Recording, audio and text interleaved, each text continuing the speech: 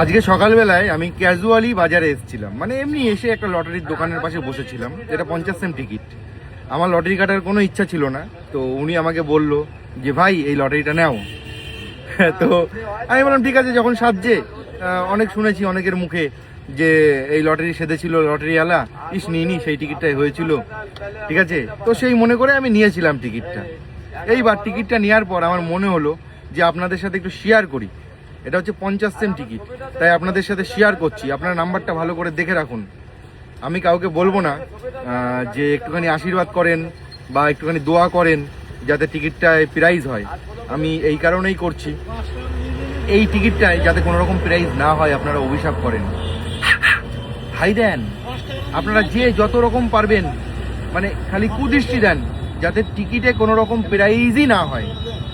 আমি আমার মনকে সান্ত্বনা না দিতে পারলেও আপনাদের মধ্যে যে সব থেকে বেশি পরিমাণে কুদৃষ্টি দেবে বা ভাই দেবে বা অভিশাপ দেবে, সে তার মনকে হয়তো সান্ত্বনা দিতে পারবে যে আমি অভিশাপ দিয়েছিলাম দেখেই ওর টিকিটটায় প্রাইজ হয়নি, তাই না?